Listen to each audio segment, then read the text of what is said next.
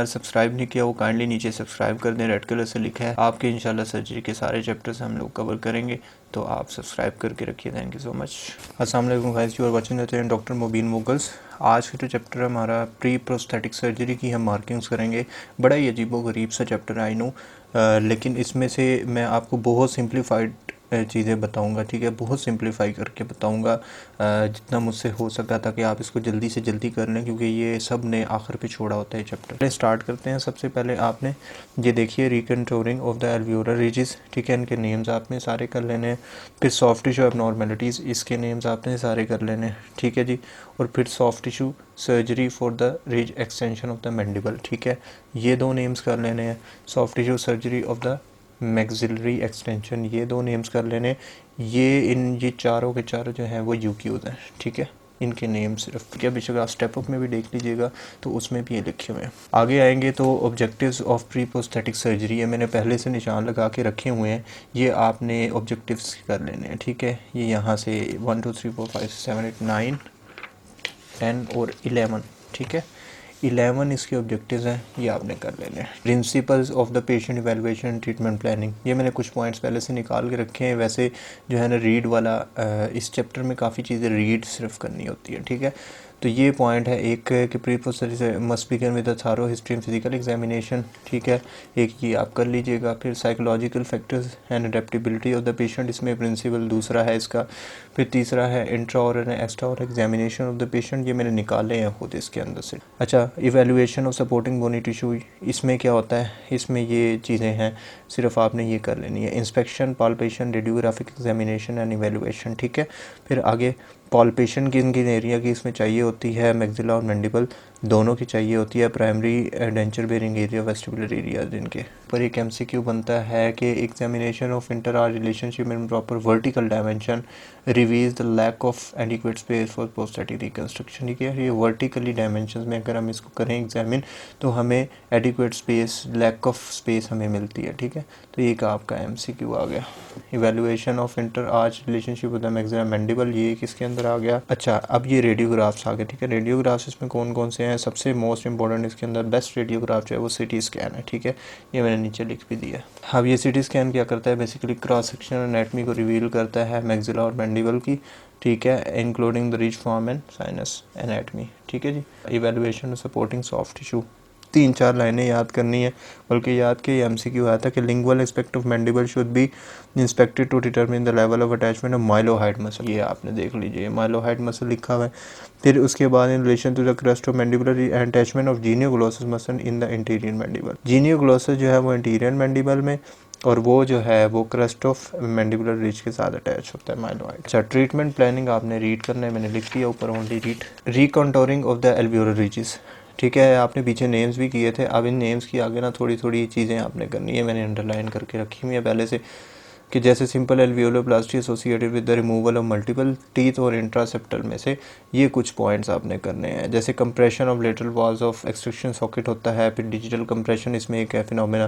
फिर कंजर्वेटिव एल्वियोलोप्लास्टी को multiple extraction के साथ जो है कम्बिनेशन के तौर पर कैरी आउट किया जाता है। फिर बोनी एरियाज जो हैं वो requiring the recontouring should be expose using the envelope type of the envelope flap के जरिए इनको। से आगे आ जाएं आप, regardless of the flap design mucoperiosteum should be reflected only to the extent adequate bony irregularity can be achieve, ठीक है जी, ये आ गया एक पॉइंट। फिर उसके बाद आ गया अब ये बताएगा जी कि रिकंटोरिंग कैसे करनी है। रिकंटोरिंग के आपको ये जो कुछ चीज़ें बता दी है मैंने पहले से आपके अंडरलाइन करके रखी है, एज इट इज़ आप इसको अंडरलाइन कर लीजिएगा, ठीक है। आगे आगे इंटरसेप्टल एल्वियोलोप्लास्टी, इसको डीन्स टेक्निक भी कहा जाता है, ठीक है। डीन्स टेक्निक में क्या होता है, इंटरसेप्टल बोन को रिमूव किया जाता है, उसके बाद से लेबियल कॉर्टिकल बोन को रिपोजिशन किया जाता है, ठीक है, और इसके अंदर जो है वो अंडरकट बनाए जाते हैं to depth of labial vestibule, ठीक है, लेबियल वेस्टिब्यूल। ये कुछ चीज़ें हैं। इसी तरह बर और ऑस्टियोस्टोम इसके अंदर यूज़ किया जाता है, ठीक है। और इसके बाद ये इसके कुछ एडवांटेजेस हैं, ठीक है, एडवांटेजेस आपने देख लेने हैं, जैसे कि लेबियल प्रोमिनेंसेस हैं उनको रिड्यूस किया जाता है इसमें, और हाइट को भी रिड्यूस किया जाता है। इसके अलावा मसल अटैचमेंट होती हैं इसके अंदर, ठीक है, और उनको छेड़ते नहीं है मसल अटैचमेंट को, ठीक है। और एक और इसका एडवांटेज है कि इंट्रासेप्टल एल्वियोलोप्लास्टी जो है उसकी जब वो कैरी आउट करते हैं तो लेस रिजॉर्प्शन करती है वो बोन की। डिसएडवांटेज में क्या है, decrease in the reach thickness होती है और placement of implants in the future. ठीक है, ये दो हैं। मैक्सिलरी टुबरोसिटी रिडक्शन में सिर्फ ये 2-3 लाइनें आपने कर लेनी है। सर्जरी यानी कि maxillary tuberosity reduction can be accomplished by local anaesthesia filtration postero superior alveolar and greater palatine blocks, और इसमें क्रिस्टल इंसिजन दिया जाता है। ठीक है, और इसमें ब्लेड कौन सा यूज़ किया जाता है, 12 स्कैल्पल ब्लेड यूज़ किया जाता है। ठीक है, जब बोन रिमूव कर दी जाती है तो उसको बोन फाइल के ज़रिए, आपको पता है जब भी स्मूथ करना है बोन को तो बोन फाइल के ज़रिए स्मूथ करना है, फिर उसके बाद इरिगेशन करनी है और म्यूको पेरियोस्टल फ्लैप को अडेप्ट करना है। देन आगे आ जाए, आप एक MCQ इधर आया था, बेस्ट एंटीबायोटिक ऑफ चॉइस कौन सी है, तो एमोक्सिसिलिन है। ठीक है, अच्छा, फिर इसमें जब स्विचरिंग करते हैं तो उनको 7 डेज़ के लिए अप्रॉक्सीमेटली जो है वो रिमेन किया जाता है। अच्छा, इसके अलावा साइनस डीकंजेस्टेंस पेशेंट को प्रेस्क्राइब किया जाता है, सूडो एफेड्रीन जैसा कि हो गई। फिर 7 to 10 डेज़ के लिए एंटीबायोटिक डीकंजेस्टेंट के साथ दिया जाता है पोस्ट ऑपरेटिवली जब सर्जरी हो जाती है। बक्कल एक्सोस्टोसिस, ठीक है, इसमें क्या करना है, अच्छा मैंने लिख दिया आगे फिगर 13-11, ये आपने निकालनी है। बक्कल एक्सोस्टोसिस के लिए, लेटरल पैलेटल एक्सोस्टोसिस के लिए 13-13 निकालनी है। ठीक है, और माइलोहाइड्रेट रिडक्शन के लिए 13-14 निकालें। चलिए अब तीनों फिगर्स को देख लेते हैं। ये देख लीजिए, मैंडिबुलर बोनी अंडरकट का रिमूवल। ठीक है, ये मैंने कुछ इसमें पॉइंट्स पहले से अंडरलाइन करके रख दिए थे। वर्टिकल इंसिजन इसके अंदर किया जाता है, सुप्रा पेरियोस्टल सब पेरियोस्टल टनल बनाई जाती है इसके अंदर। ठीक है, और ग्राफ मटेरियल के जरिए फिलिंग डिफेक्ट को फिल कर दिया जाता है। पैलेटल बोनी एक्सोस्टोसिस का था, इसमें क्रिस्टल इंसिजन दिया जाता है, म्यूको पेरियोस्टल फ्लैप को रिफ्लेक्ट किया जाता है। ठीक है, बाकी सारा कुछ वही है, स्मूथ किया जाता है बोन को बोन फाइल के जरिए, ये वो इरिगेशन भी की जाती है उसके बाद। माइलोहाइड्रेट रिडक्शन में आ जाए, ठीक है, इसमें ये देख लीजिए ऑगमेंटेशन ऑफ द मैंडिबल की जाती है, alloplastic augmentation of the mandible, crestal incision दिया जाता है इसके अंदर भी, और exposure of lingual aspect of the mandible इसमें की जाती है। Alloplastic augmentation of the mandible इसके अंदर की जाती है, MCQ आया था UHS का। फिर अगला आ जाओ जीनियर टूबरकल रिडक्शन। ठीक है, इसमें कोई इतना ख़ास नहीं है। फिर आगे आ जाओ टोराई रिमूवल, मैक्सिलरी टोराई। ठीक है, फिगर 13-5 व 13-15 पे आ जाए। एक ये है कि tori are found 20% of the female population. ठीक है, एक ये है, और एक bilateral greater palatine incisive block in local infiltration इसमें की जाती है ताकि एनेस्थीसिया प्रोवाइड अच्छा किया जा सके टोराई रिमूवल के लिए। 13-15 जो है वो पैलेटल टोरस की, इसके अंदर मिड लाइन इंसिजन दी जाती है।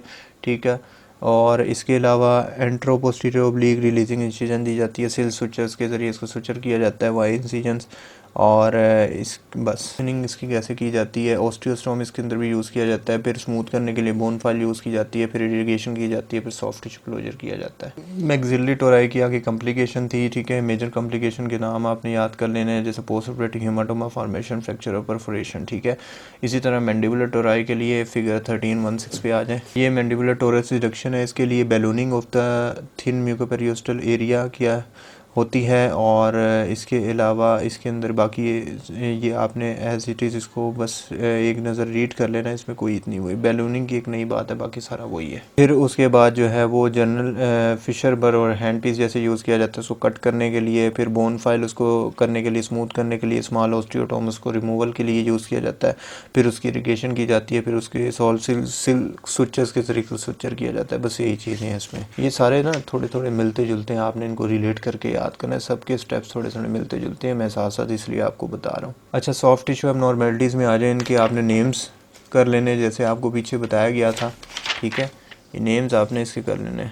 जैसे अब ये देखें ना, मैक्सिलरी टुबरोसिटी रिडक्शन है सॉफ्ट टिश्यू वाली, इसका प्राइमरी ऑब्जेक्टिव क्या है, ताकि हमें एडिक्वेट इंटर आर्च स्पेस मिल जाए। ठीक है, और इसके अलावा इसमें कौन कौन सा है, इसमें क्या किया जाता है, इसमें एलिप्टिकल इंसिजन जो है वो दिया जाता है। इसी तरह इसमें फिर टुबरोसिटी के ऊपर एलिप्टिकल इंसिजन दिया जाता है, फिर इसकी वॉल्स को थिन किया जाता है एक्सीजन को। ठीक है, फिर उसको बोन फाइल के ज़रिए उसको स्मूथ किया जाता है, फिर उसकी इरिगेशन की जाती है, फिर सॉफ्ट सुचर्स उसको दिए जाते हैं। इसी तरह मैंडिबुलर पैड रिडक्शन में भी यही चीज़ होती है, बस इसमें थोड़ा सा ये फ़र्क है कि इसकी नीड जो है वो रेयर होती है इसको रिडक्शन करने की, बाकी वही अगर करें तो फिर एलिप्टिकल इंसिजन देंगे जैसे ऊपर दिया था, फिर उसके बाद स्लाइड थिनिंग करेंगे जैसे ऊपर की थी, फिर रिमूवल ऑफ टिश्यू करेंगे। ठीक है, जनरल से स्टेप्स हैं, आप खुद सोचें, कॉमन सेंस है। जब रिमूवल ऑफ टिश्यू करेंगे उसके बाद हम उसको स्मूथ करेंगे बोन फाइल के ज़रिए, फिर उसको इरीगेट करेंगे, इरीगेट करके फिर उसको रिमूव जो उसके पार्टिकल्स है उसको रिमूव करेंगे, फिर सॉफ्ट सुचरिंग करेंगे, फिर पेशेंट को जो है वो एंटीबायोटिक्स वगैरह दे देंगे और पेशेंट को डीकंजेस्टेंट दे देंगे ताकि उसको कोई मसला ना हो। और इस तरह lateral palatal soft tissue exercise में भी ऐसे ही है, सब म्यूकोसा रिसेक्शन एक्सेसिव टिश्यू इसके अंदर की जाती है। और बाकी दोबारा उसने वही चीज़ बताना शुरू कर दी है, लोकल एनेस्थीसिया इन्फिल्ट्रेशन होती है ग्रेटर पैलेटाइन एरिया के अंदर, ठीक है। ये एक MCQ है। उसके बाद 5 to 7 डेज़ के लिए उसको हील करने के लिए रख दिया जाता है, एंटीबायोटिक के ऊपर उसको कर दिया जाता है। Unsupported hyper mobile tissue read कर लेना है आपने, ये इतना कोई इंपॉर्टेंट नहीं है। इन्फ्लेमेटरी फाइब्रस हाइपरप्लेजिया, ठीक है, इसके अंदर से ये एपुलस फिशरेटा भी इसको कहा जाता है, एडेंशियल फाइब्रोसिस भी कहा जाता है, ठीक है। और इसकी 3 टेक्निक्स इसमें यूज़ की जाती है। लोकल एनेस्थीसिया इसमें यूज़ किया जाता है, इलेक्ट्रोसर्जिकल लेज़र टेक्निक इसमें यूज़ की जाती है, सिंपल एक्सीजन रीअपॉक्सीमेशन ऑफ टिश्यूज़ में की जाती है, ठीक है। बाकी इसमें कोई ऐसा कोई चीज़ नहीं थी। अब आ जाए आप लेबियल फ्रीनेक्टमी में। लेबियल फ्रीनेक्टमी एक UQ है, ठीक है। ये आपने ये देख लिए, पहली 4-5 लाइनें मैंने आपको मार्किंग कर दी है।